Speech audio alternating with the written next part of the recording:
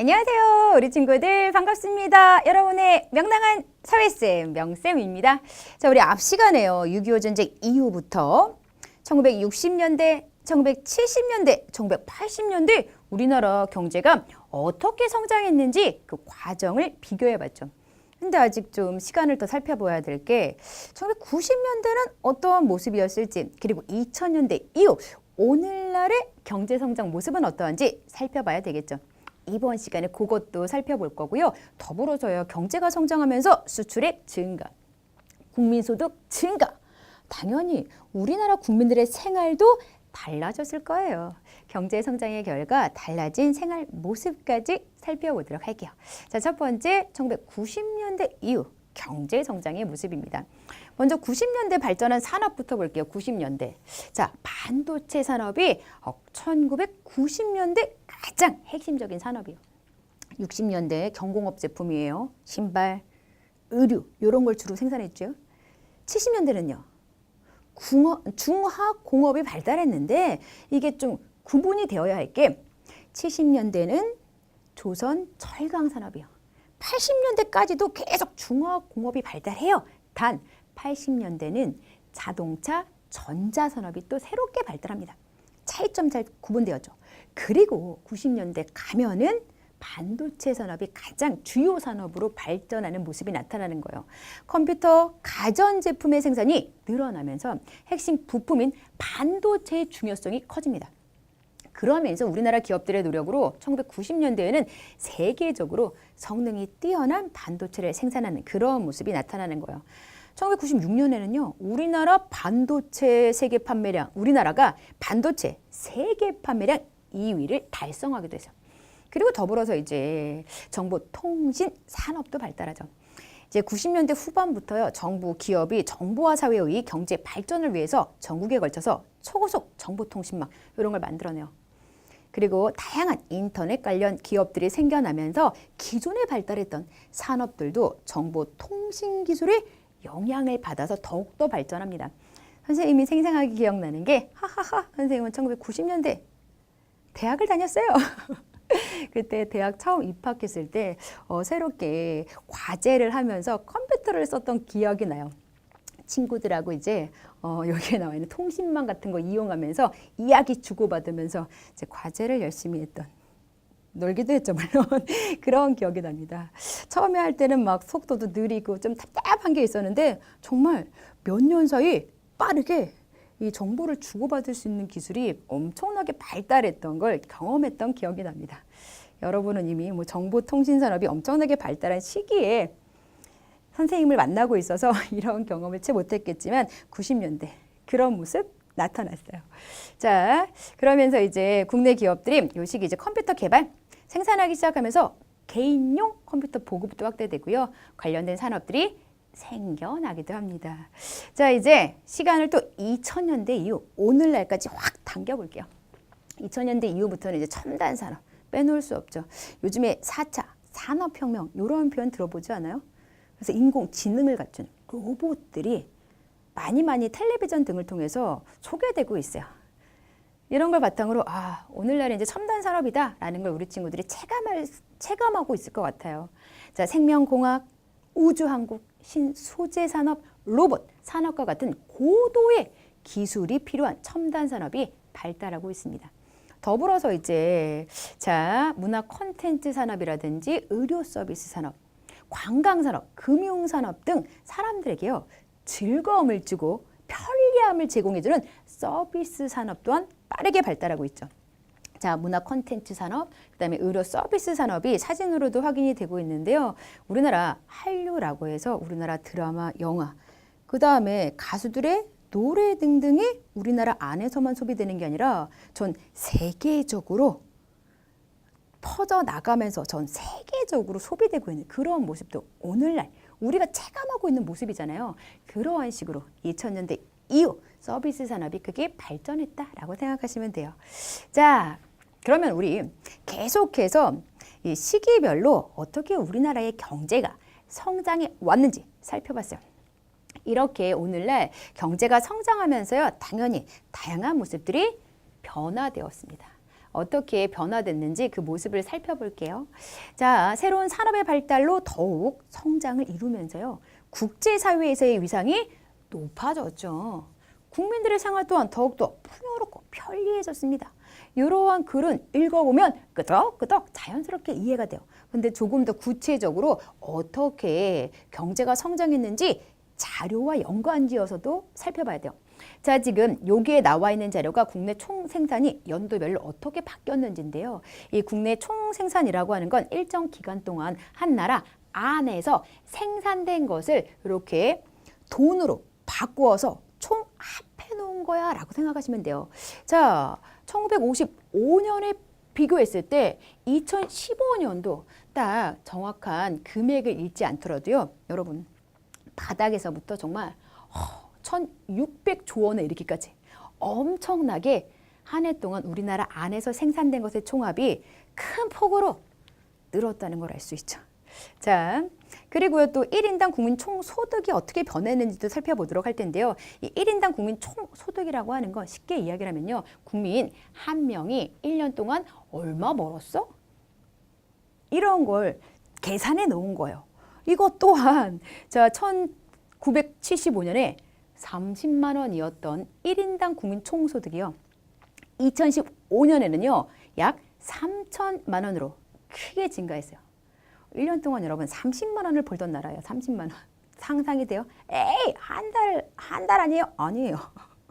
옛날에 이제 30만 원 정도 벌었는데 당연히 뭐 옛날이랑 오늘날 금액의 값어치 차이가 있어서 이런 걸 딱 똑같이 생각하면 안 되겠지만 30만 원이었던 게 2015년 40년 사이에 3천만 원 이상으로 크게 증가를 합니다.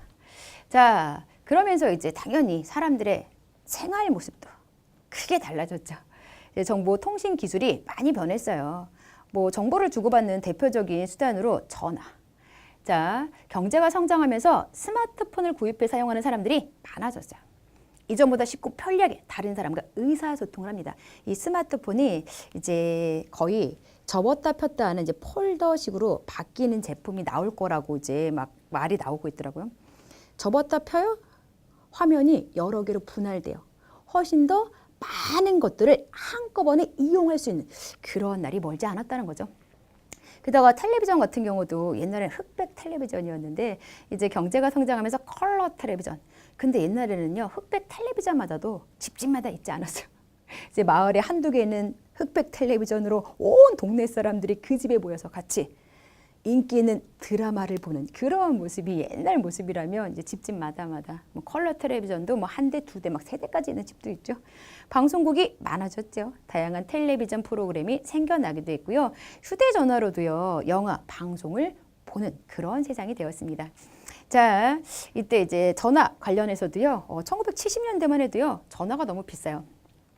그래서 각 가정마다 비싼 전화기를 구입할 수 없어서 각 가정마다 전화기가 놓여져 있지도 않았어요. 그래서 이때 급한 연락을 주고받을 때 동네에 전화기 있는 집을 미리 알아놨다가 그 집 전화번호 알려주고 급하면 이리 연락혀? 이런 식으로 이야기를 주고받는 그런 일이 일어나기도 했다라고 합니다. 근데 참 한 집에 가족이 5명이에요. 그럼 그 집에 스마트폰이 5대인 경우 대부분이죠. 이런 식으로 엄청나게 전화가 많이 보급되기도 했고 텔레비전 또한 많이 보급되는 그런 변화가 경제 성장과 연관지은 모습이라는 걸 알아두시면 돼요. 자, 그러면서 이제 60년대 흑백 텔레비전 보급됐어요. 뭐 70년대 우리의 경부고속국도 개통되는 거 70년대에 있었다라는 거 봤죠. 서울 부산 빠르게 오갈 수 있는 변화가 나타났어요. 뭐 컴퓨터 보급되었고요. 또 승용차가 90년대에 이제 더욱더 많이 보급되는 그런 변화도 나타나요. 오늘날 집집마다 자가용 한 대씩 거의 있곤 하더라고요. 그리고 2000년대에는요. 빠르게 이동할 수 있는 고속철도 KTX가 개통되기도 했고요. 뭐 2010년대 인터넷으로 여러 가지 생활을 하는 모습 늘어나고 있죠. 이런 변화가 경제 성장과 관련된 모습이라는 걸 이해하면 됩니다. 자, 그리고요 또 해외 여행객이 늘어났죠. 경제가 성장하면서 해외 여행객이 이렇게 연도별로 해외로 여행 가는 그 사람의 수가 확 늘어나고 있어요. 아무래도 해외까지 여행을 갈 땐 비용이 조금 더 많이 필요하겠죠. 가계소득이 증가한 만큼 해외 여행객도 증가하고 있는 겁니다. 그리고 앞에서도 이제 한류 이야기를 했었어요. 우리 문화와 관련된 상품이 해외에서 큰 인기를 끌고 있어요. 뭐 대중가요, 드라마 등 한류를 즐기는 외국인이 급증하면서도 경제 발전에 큰 기여를 하고 있습니다. 게다가 왜 우리나라 평창 동계올림픽 치렀던 거 기억나나요? 그리고요, 1988년도에는 이미 서울 올림픽이 개최되기도 했어요. 그런 식으로 세계인이 모이는 다양한 국제 행사 또한 우리나라에서 열리는 그런 모습이 나타나고 있습니다. 자, 그러면 이렇게 경제 성장 과정에서 이제 생활의 편리함, 생활의 풍요로운 모습만 나타났던 게 아니라 여러 문제점이 발생하기도 했어요. 문제라고 하는 건 해결해야 하겠죠. 어떤 문제점이 나타나고 어떤 해결의 노력들이 기울여졌는지 보도록 할게요. 자, 1960년대 이후 농촌의 사람들이 일자리를 찾아서 도시로 많이 이동을 합니다. 그러다 보니까 농촌은 노동력이 부족해졌어요. 도시는 인구가 너무나 많이 밀집되면서 환경 오염이 심각해지고요. 주택이 부족한 또 다른 문제가 발생합니다.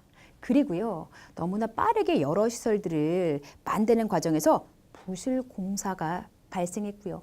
이게 나아가서는 한강 다리, 아주 커다란 백화점이 무너지는 사건으로 연결이 됩니다. 백화점을 갔던 사람들이요, 백화점이 무너지면서 죽고 다쳤어요.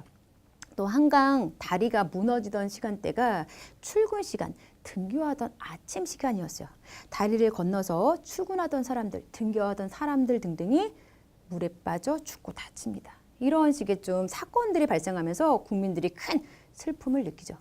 1997년에는요, 우리나라가 다른 나라에서 빌린 돈을 갚지 못해서 외환 위기를 겪기도 했습니다. 아주 커다란 경제 위기였어요. 그렇지만 국민, 기업, 정부 모두가 힘을 합해 열심히 노력한 결과 외환위기에서 벗어날 수 있기도 했죠. 자, 앞에서 이제 경제가 성장하면서 촌락의 사람들이 도시로 많이 이동했습니다. 이런 모습 봤잖아요. 촌락은 더욱더 살기 어려워지고요.